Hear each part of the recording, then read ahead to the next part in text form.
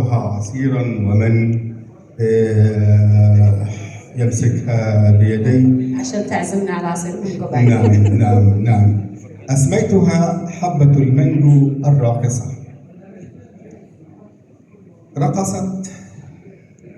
رقصت على غصن الحياة خجولة، كالنجم يلمع في ظلام الغيهب، فتدلى والأم الشجرة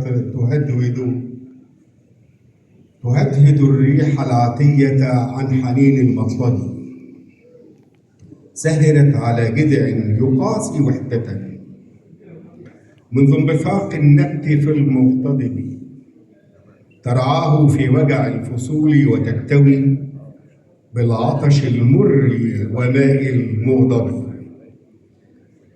حتى إذا بلغت ثمار حنانها ملك النضوج تهدهدت لمعجب، تتساقط الثمرات في رفق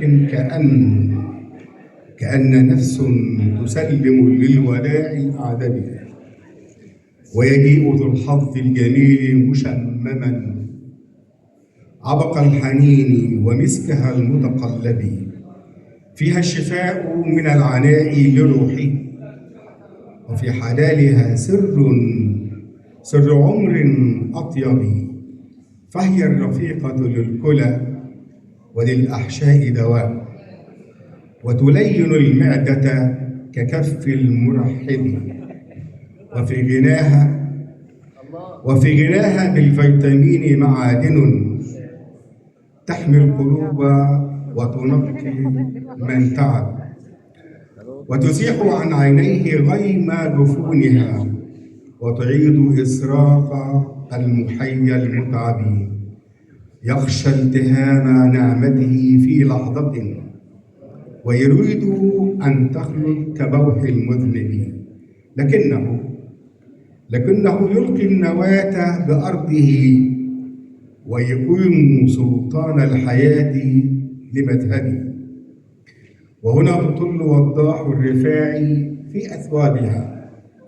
الأم زرعت حباتها في المغرب، واليوم تجني من عسل ثمرتها، حلو الحصاد كدمعة المتغرب، فينام فيها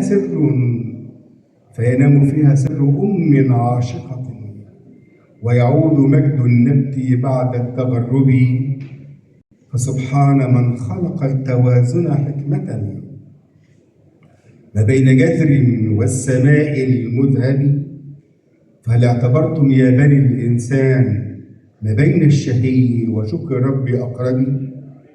سبحان ربي في الجمال لطائف وحكم تروى للعقول المذهب.